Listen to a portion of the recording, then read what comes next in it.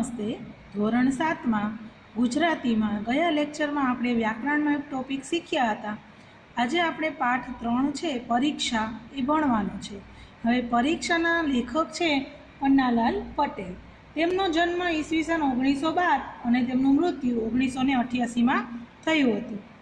પન્નાલાલ નાનાલાલ પટેલનો જન્મ માંડલી ગામમાં થયો હતો, જે હાલ રાજસ્થાનમાં આવેલું છે. તેમણે ઈડરમાં રહી માત્ર 4 જ ધોરણ સુધી અંગ્રેજીમાં અભ્યાસ કર્યો હતો, એટલે કે અંગ્રેજી માધ્યમમાં 4 ધોરણ ભણ્યા હતા. તેમ છતાં ગુજરાતી સાહિત્યના પ્રથમ પંક્તિના સર્જક તરીકે નામના મેળવી હતી.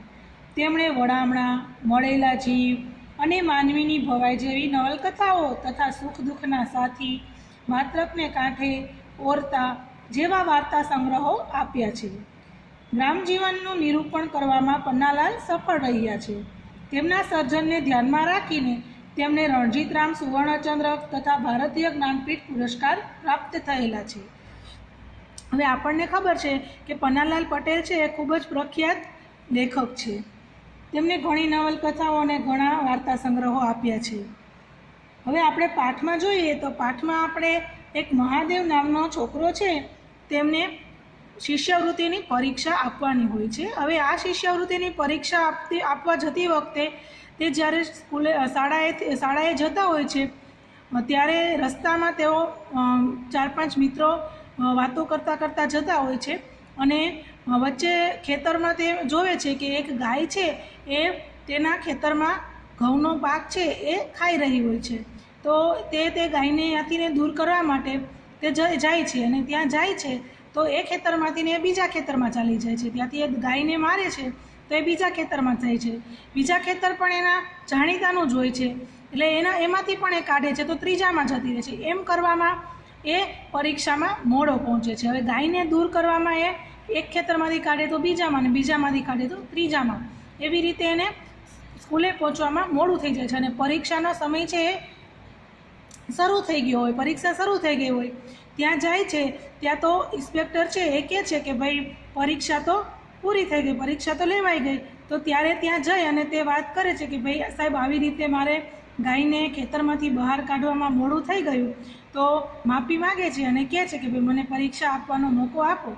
તો એની આ ઈમાનદારી જોઈ અને જે આપણા પરીક્ષા સુપરવાઇઝર હોય છે કે જે ઇન્સ્પેક્ટર હોય છે એને એની ઉપર એની ઈમાનદારી જોઈ અને એની ઉપર એને દયા આવે છે અને એ એમને પરીક્ષા આપવા દે છે. એટલે આ પાઠમાં આપણે એ બાળકની ઈમાનદારી પૂર્વક એ સાચું બોલી અને પોતે ડર્યા વગર કે એને કોઈ પણ જાતનો ડર રાખ્યા વગર જે કાંઈ બનાવ બન્યો હતો એ સાચું એને કહી દીધું અને એની ઈમાનદારીથી ખુશ થઈને એમને પરીક્ષા આપવા દીધી અને એ પરીક્ષામાં મહાદેવ છે એ પ્રથમ નંબરે આવ્યો. હવે આપણે પાઠ જોઈએ. ઇસેન્સમાં આપણે આજે પાઠ ભણીશું. પરીક્ષા. જૂના જમાનાની વાત છે. લોકો ત્યારે ચાલીને મુસાફરી કરતા, ઘોડા કે ઊંટ પર મુસાફરી કરતા હતા. મુસ્લિમ લોકોનો એક મોટો સમૂહ બગદાદ તરફ જતો હતો. રસ્તામાં ડાકુની ટોળીએ આ લોકોને ઘેરી લીધા, મારપીટ કરી અને જે કિંમતી વસ્તુઓ હોય તે આપી દેવા આદેશ કર્યો. સૌએ જીવ બચાવવા પોતાની કિંમતી વસ્તુઓ આપી દીધી. આ ટોળામાં એક નાનો છોકરો પણ હતો. આ છોકરાને એક ડાકુએ પૂછ્યું, તારી પાસે કંઈ છે? છોકરાએ જવાબ આપ્યો, હા, મારી પાસે 40 દિનાર છે. ડાકુએ પોતાના સરદારને વાત કરી.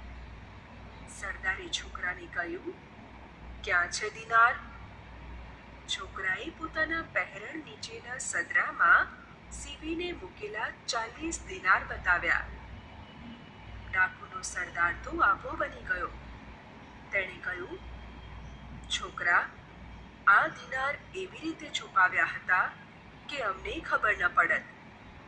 તું સાચું કેમ બોલ્યો? મારી માતાએ મને શિખામણ આપેલી કે કોઈ પણ સંજોગોમાં સાચું જ બોલજે. મેં મારી માતાને વચન આપેલું કે તારી શિખામણ પાળીશ. આ સાંભળી ડાકુનો સરદાર ગદગદ થઈ ગયો. નાના બાળકની સચ્ચાઈ જોઈને એનું હૃદય પરિવર્તન થઈ ગયું. તેણે કહ્યું, એક નાનું બાળક માતાનું વચન પાળે છે અને હું આટલો મોટો થઈને માલિકનું વચન પાળતો નથી. આજથી લૂંટફાટ બંધ. તેણે હુકમ કર્યો, લૂંટેલો માલ બધાને પાછો આપી દો. મિત્રો, આ બાળક એ સૂફી શેખ અબ્દુલ કાદર જિલાની હતા. મિત્રો, બહાદુરી અને નિર્ભયતા સત્યને લીધે આવે છે, ઈમાનદારીને લીધે આવે છે. તો ચાલો પન્નાલાલ પટેલે લખેલો આવા જ એક ઈમાનદાર બાળકનું પાઠ જોઈએ.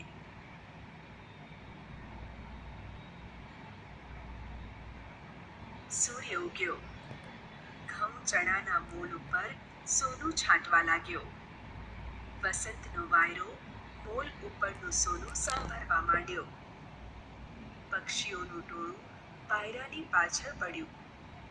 પાંખોનો વીંછળો વીંચતું હવામાંનું સોનું ધરતી ઉપર પાછું ધકેલાતું હતું. ગામમાંથી ગાય ભેંસનું ધણ છૂટ્યું. ધરતી ઉપર વેરાયેલું સોનું મોઢે મોઢે પંપોળતું જતું ખાતું હતું. શાળાએ જવા છોકરા હાલ્યા. મોલ જોતા, હવા ખાતા, પક્ષીઓના માળા પાડતા, ખેતર શેઢેથી પસાર થતી રૂપેરી પગદંડી પર સોનેરી પગલાં પાડતા. જો આપણને આમાં એમ કહે છે કે સૂર્ય ઉગ્યો, સવારનો સૂર્ય ઉગ્યો અને ઘઉં ચણાના બોલ છે એના ઉપર સૂર્યના કિરણો પડ્યા એટલે સરસ આમ સોના જેવું, સોનું કેવા કલરનું હોય એવા કલર આમ આખું જે ખેતર છે એ થઈ જાય છે કે જાણે સોનું છાંટ્યું હોય એવું લાગે કે સોના જેવો કલર થઈ જાય છે કે છે. અને વસંતનો વાયરો છે મોલ ઉપરનું સોનું સાંભળવા માંડ્યું એટલે કે વસંતનો પવન છે એ આ પાક ઉપર છે એ સોનું એકઠું કરતો હોય એવું એ કે લાગે છે એ કે. પક્ષીઓનું ટોળું આ પવનની પાછળ પડ્યું છે અને પાંખોનો વીંઝણો એટલે કે વીંઝણો એટલે પંખો, એ પાંખોનો પંખો વીંઝતું હવામાનનું સોનું ધરતી ઉપર પાછું ધકેલાતું હતું એવું લાગે છે કે. ગામમાંથી ગાય ભેંસનું ધણ છૂટ્યું. ધરતી ઉપર વેરાયેલું સોનું મોઢે મોઢે ફંફોડતું જતું ખાતું હતું. એટલે કે ગાય ભેંસનું જે આ ટોળું છૂટ્યું છે એ છે એ ખેતરમાં જઈને આ સોના જેવો પાક છે એ કે છે કે ખાતું ખાતું જતું હોય છે કે. શાળાએ જવા છોકરાઓ હાલ્યા. હવે સવારનો ટાઈમ હોય એટલે ગામમાંથી ધણ છે એ ચરવા માટે જાય ગામ સીમમાં, અને છોકરાઓ છે એ શાળાએ ભણવા માટે જતા હતા. તો આ છોકરાઓ છે એ કે છે કે કંઈ મોલ જોતા જોતા, હવા ખાતા ખાતા, પક્ષીઓના માળા પાડતા, ખેતરને શેઢેથી પસાર થતી રૂપેરી એટલે કે ખેતરના શેઢા પાસેથી પસાર થતી નાનકડી પગદંડી એટલે કે નાનકડો પગપાળા ચાલી શકાય એવો રસ્તો, એને પગદંડી કહેવાય. એના ઉપર કે સોનેરી પગલાં પાડતા હોય કે એના ઉપર કે સરસ મજાના પગલાં પાડતા પાડતા જાય છે. મોલ એટલે પાક, વાયરો એટલે પવન, સાંભળવા માંડ્યો એટલે ભેગું કરવા લાગ્યો. એટલે કે પાક પર પડેલો સૂર્યનો સવારનો તડકો પવન ભેગો કરવા લાગ્યો. લેખક એવું કહેવા માંગે છે. વીંછણો એટલે પંખો, ફંફોળવું એટલે શોધવું, પગદંડી એટલે પગ રસ્તો, શેઢો એટલે ખેતરના છેડા પરની ખેડિયા વિનાની જમીન, ધણ એટલે ગાય ભેંસનું ટોળું. એક છોકરો બોલી ઉઠ્યો, ઉપાડો પગ, આજે મારે પરીક્ષા આપવાની છે. ઇન્સ્પેક્ટર સાહેબ કાલના આવેલા છે. તારે આપવાની છે, અમારે શું? ચારેયમાં મોટો છોકરો મશ્કરીમાં બોલી ઉઠ્યો. અમને ઓછી શિષ્યવૃત્તિ મેળવવાની છે. ત્રીજાએ ટાપસી પૂરી. તમે અરજી કરો તો તમને મળે, ઉમેર્યું. પણ તમે કંઈક મારા જેવા ગરીબ નથી, પહેલો બોલ્યો. પણ તને જ ક્યાં મળી છે? તમારા 10ની પરીક્ષા લેશે ત્યારે ને મહાદેવ. જો હવે આ પાંચેય છોકરાઓ શાળાએ જાય છે ત્યારે જતાં જતાં એકાબીજા વાતો કરે છે. એક છોકરો છે એ બોલે છે કે ભાઈ ઉપાડો પગ કે આજે મારે પરીક્ષા આપવાની છે, ઇન્સ્પેક્ટર સાહેબ કાલના આવેલા છે તે. હવે એક શિષ્યવૃત્તિની પરીક્ષા છે એ લેવા માટે એક બહારથી ઇન્સ્પેક્ટર આવેલા છે, એ કહે છે કે ગઈકાલના આવેલા છે. તો બીજા કહે છે કે ભાઈ તારે આપવાની છે ને, અમારે શું. ચારેયમાં મોટો છોકરો મસ્કરીમાં બોલે છે. હવે એમાં ચારેયમાં જે મોટો હોય ને એમાં એ મોટો છોકરો કહે છે કે ભાઈ તારે આપવાની છે, અમારે શું. એ કે અમને થોડી શિષ્યવૃત્તિ મળવાની છે, અમને ઓછી એટલે કે અમને થોડી કે શિષ્યવૃત્તિ મળવાની છે કે. ત્રીજાએ ટાપસી પૂરી. ટાપસી પૂરી એટલે વાતમાં સૂર પુરાવો. તમે અરજી કરો તો તમને મળે. પેલો છોકરો છે જવાબ આપે છે કે ભાઈ તમે અરજી કરો તો તમને મળે એમ, પણ તમે કાંઈ મારા જેવા ગરીબ નથી, પહેલો બોલ્યો.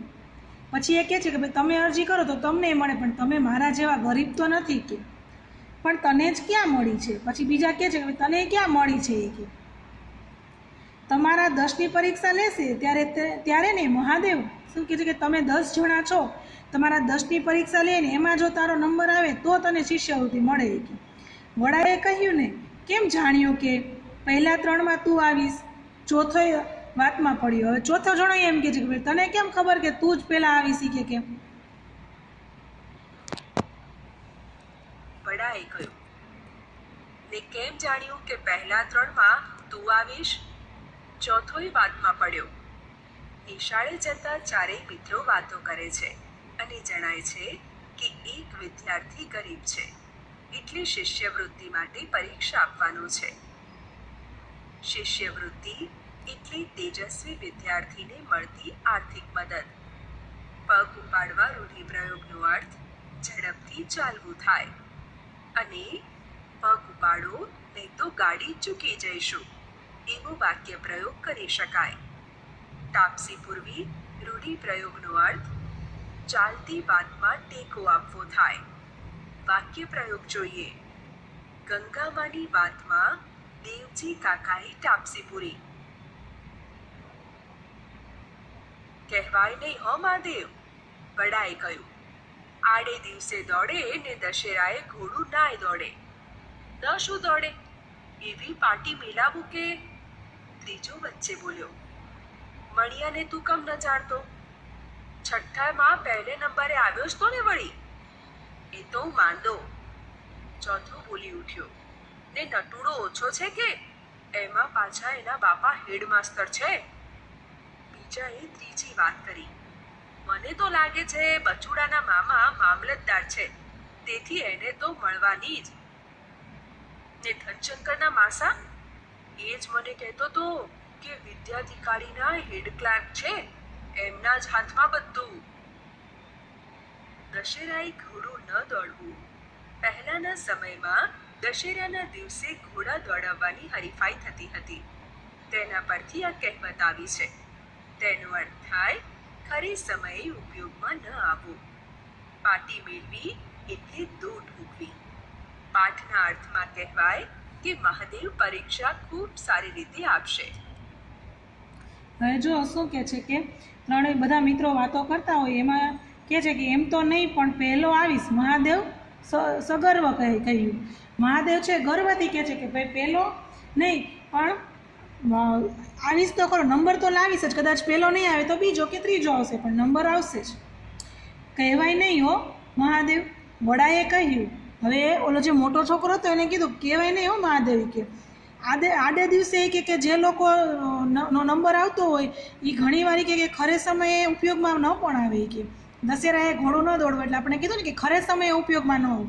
કે તારો ભલે રેગ્યુલર ક્લાસમાં પહેલો નંબર આવતો હોય પણ ઘણીવાર એવું બને કે શિષ્યવૃત્તિની પરીક્ષામાં તારો નંબર ન પણ આવે. કે ન શું દોડે, આવી પાટી મેલાવું. કે શું કહે છે કે ન શું કામ દોડે, હું દોડાવીશ નહીં. કે ત્રીજો વચ્ચે બોલ્યો.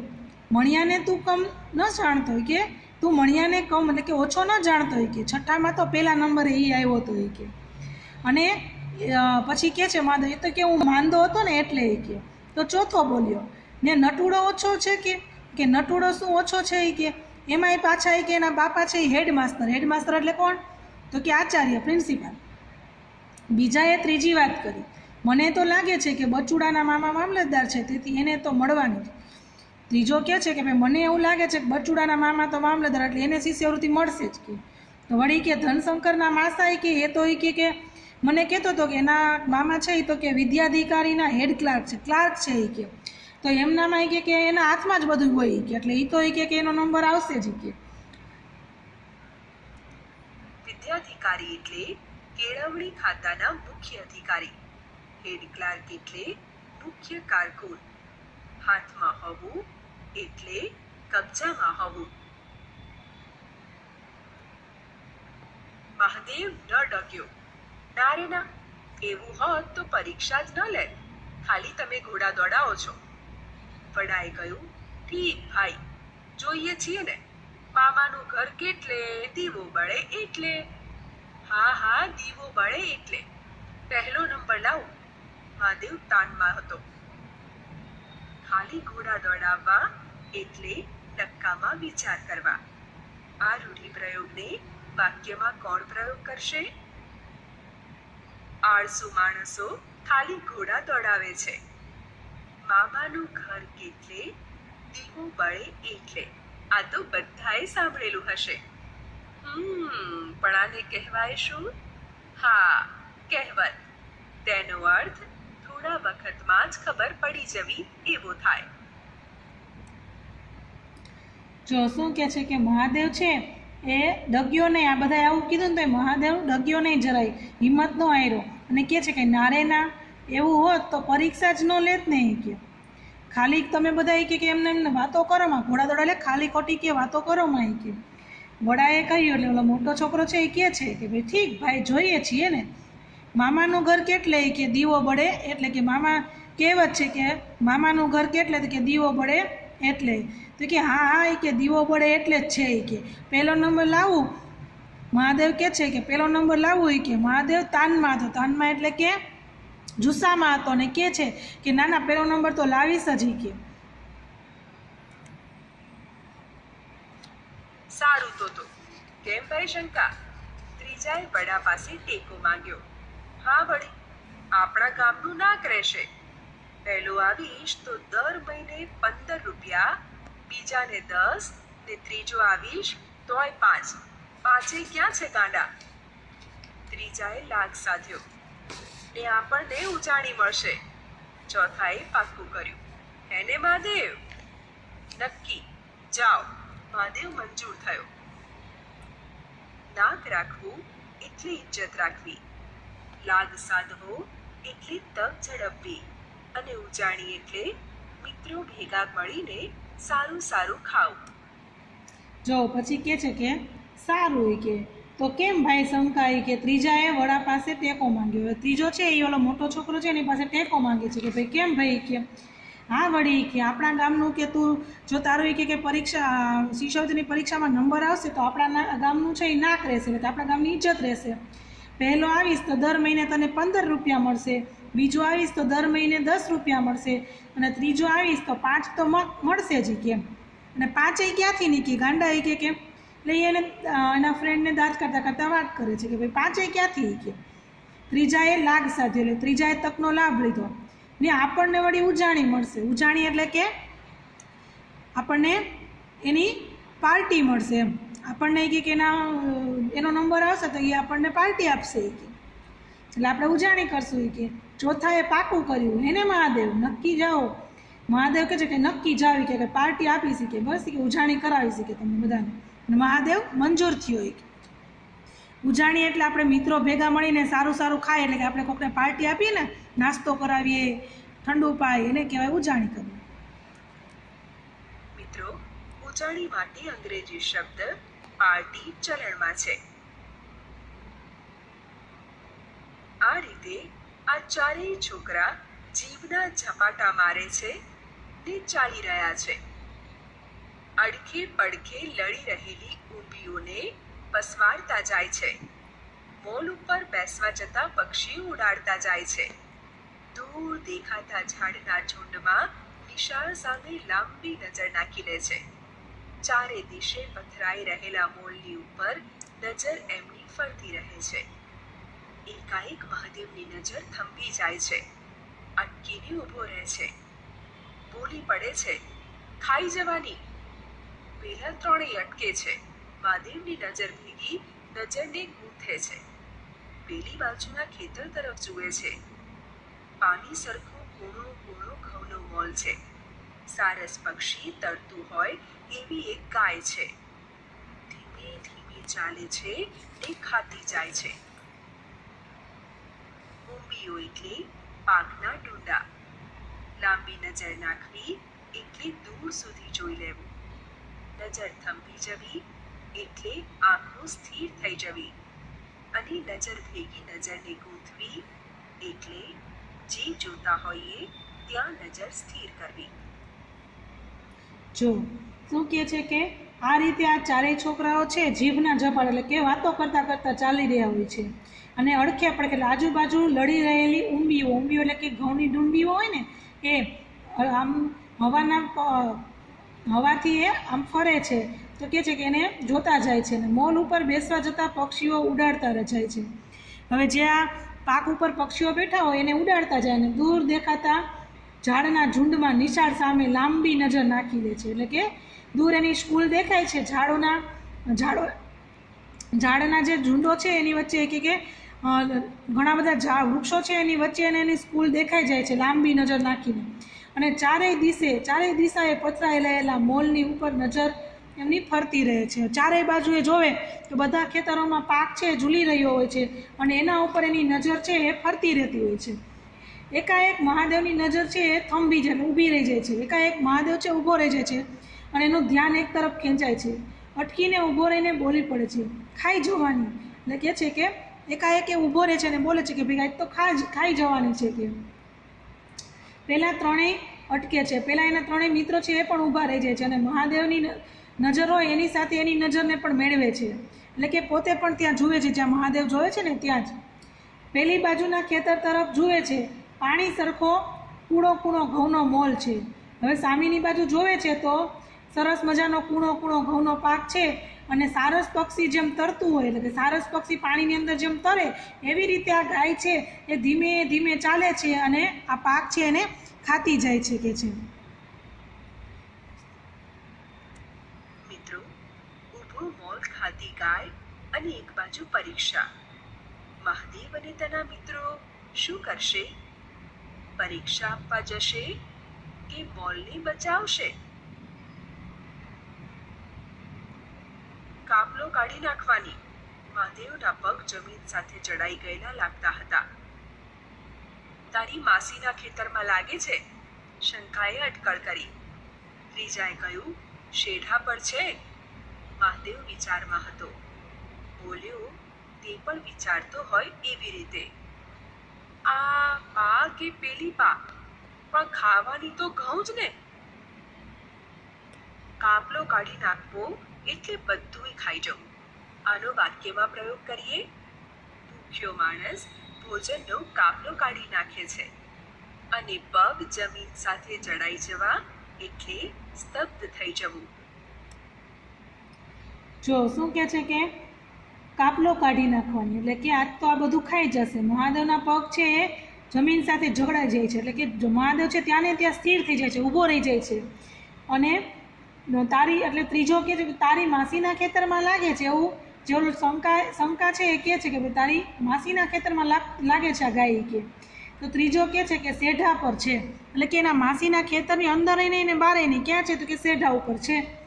તો મહાદેવ વિચારમાં હતો અને બોલ્યો કે ભાઈ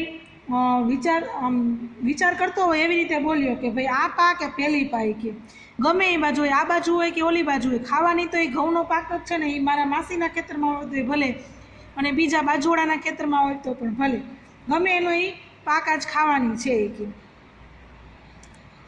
આ પા કે પેલી પા એટલે મહાદેવ કહેવા માંગે છે કે ગાય ગમે તેના ખેતરમાં હોય પણ નુકસાન કરવાની જ છે. ગામ તરફ એણે નજર દોડાવી. દૂર કોઈ માણસને જોયું. બૂમ પાડીને કહેવા લાગ્યો, એ મારી માસીને ત્યાં કહેજો કે ગાય. વળી થયું, ક્યારે આવશે ને ક્યારે હાંકશે, એટલામાં તો કાપલો કાઢી નાખશે. મહાદેવે શંકા સામે દફતર ધર્યું. લેને શંકા, ગાયને હું હાંકતો આવું. શંકાએ દફતર લીધું. યાદ આવ્યું, તારે લ્યા પરીક્ષા છે ને, આવ્યો આમ. મહાદેવે પાટી લગાવી. મોલ ઉપર ઉડતી ઉડતી સમડી જતી હોય એવું એનું માથું દેખાતું હતું. કહેતો હતો, તમ તમારે હેડતા થાવ, આવ્યો હું તો આમ. પાટી લગાવવી એટલે દોડ લગાવવી. મિત્રો, મહાદેવ તો ગાયને ખેતરમાંથી દૂર કરવા ગયો. હવે તેની પરીક્ષાનું શું થશે? જો કે છે કે ગામ તરફ એને નજર દોડાવી અને એને દૂર દૂર કોઈક માણસ દેખાણો એટલે એને બૂમ પાડી કે ભાઈ એ કે મારા માસીને જરા કહેજો નહીં કે ગાય. ત્યાં વળી એને વિચાર આવ્યો કે ભાઈ મારા માસીને ઘરેથી અહીંયા કોઈક આવશે, એ પહેલાં તો ગાય છે એ બધો પાક ખાઈ જશે કે, તો એના કરતાં એ કે હું જ ચાલ્યો જાઉં એમ કરી અને એને મહાદેવની સામે એનું દફતર છે એને ધરી દીધું કે ભાઈ આલે શંકા. મહાદેવે એનું શંકા સામે દફતર ધરી દીધું અને એને કીધું કે ભાઈ લેને શંકા કે ગાયને હું જરાક હાંકતો આવું કે. શંકાએ દફતર લીધું, પછી એને યાદ આવ્યું કે ભાઈ તારે તો કે એલા પરીક્ષા છે ને કે. તો મહાદેવ કહે છે કે ભાઈ આવ્યું કે હમણાં કે લે ને કે, એમ કરીને પાટી લગાડી કે દોડ મૂકી અને મોલ ઉપર જેમ ઉડતી ઉડતી સમળી જતી હોય ને એમ કે ખાલી મહાદેવનું માથું દેખાતું હતું અને કહેતો હતો કે ભાઈ તમે હાલતા થાવ, હેંડતા થાવ એટલે હાલતા થાવ, હું હમણાં આવ્યો જ કે. હરાયું ચરેલી ગાય, મસ્તાન હોય એમાં નવાઈ શી? મહાદેવ મન કરીને ઢેફા મારે પણ ચરબી ભરી ગાયને તો લાડના લટકા હતા. એ ટેટલામાં સોટું પણ ન હતું. શેઢા ઉપરથી આંકડાનો એક દોરો ભાંગ્યો, પણ ગાયને તો ચમડી જાણે શરીર પરથી માખો જ ઉડાડતી હતી. માંડ માંડ માસીનું ખેતર વટાવ્યું તો બીજું પાછું કાકાનું આવ્યું. કાકા ખારીલા હતા, પણ એટલે કઈ ગાયને ઘઉં ખાવા દેવાય? હરાયું એટલે રખડતું, મસ્તાન એટલે મદ ભર્યું, ટેફું એટલે સહજમાં ભૂકો થઈ જાય એવો માટીનો ગઠ્ઠો, લાડના લટકા એટલે ગમતી બાબત, ડોરો એટલે તાળખી અથવા સોટી, ચમરી એટલે મચ્છર ઉડાડવાની છડી અને ખારીલા એટલે ઈર્ષાળુ. હવે શું કહે છે મહાદેવ કે હરાયું ચરેલી ગાય એટલે કે રખડતી ગાય. મસ્તાનો એમાં નવાઈ છે, રખડતી ગાય હોય એ બધે ચરતી જ હોય એટલે કે એ મસ્તાન એટલે કે મધમસ્તામ સરસ તાજી માજી હોય એમાં કે નવાઈ શું હોય કે. મહાદેવને મન કરીને મહાદેવ ઉપાડીને ઢેફા મારતો હતો, પણ એની ચરબી એટલે કે એવી સરસ તંદુરસ્ત ગાય હતી કે એને ગમે એટલો મારતો હતો તો પણ એને લાગતું નહોતું, એને ગમતી બાબત હોય, જાણે કે એને મારતો હોય તો એને મજા આવતી હોય એવું લાગતું હતું એ કે. એટલામાં કે કંઈક સોટું નહોતું એટલે કે એક લાકડી કે કંઈ એવું પણ ન હતું કે સોટું કે જેના કારણે એ એને હાંકી કાઢે. પછી શેઢા ઉપર જઈ અને એક આંકડાનું ઝાડ હતું એમાંથી એક આંકડાની સોટી ભાંગી અને તે ગાયને મારવા માટે જાય છે. પણ ગાયની ચમડી એટલે કે ગાયનું જે ચમડી એટલે મચ્છર ઉડાડવાની છડી હોય એમ કે એને તો કે કાંઈ ફેર પડતો જ નહોતો એ કે. માંડ માસીનું ખેતર વટાવી સોટું મારી તો બીજું ખેતર હતું એના કાકાનું હતું. કાકા હતા એ તો બહુ જ ખારીલા એટલે કે ઈર્ષાળુ હતા. તો કે એ ગમે એવા ઈર્ષાળુ હોય તો આપણે કે એના ખેતરને થોડું કે ગાયને બગાડવા દેવાય કે એમ વિચારી અને મહાદેવ છે એના ખેતરમાંથી પણ બહાર કાઢવા જાય છે. હવે આગળનો પાઠ છે એ આપણે આવતા લેક્ચરમાં ભણીશું. આજે હું તમને સ્વાપોથીના ફોટા મૂકું છું, એ તમારે હોમવર્કમાં તમારી સ્વાપોથીમાં સારા અક્ષરે લખી લેવાના છે.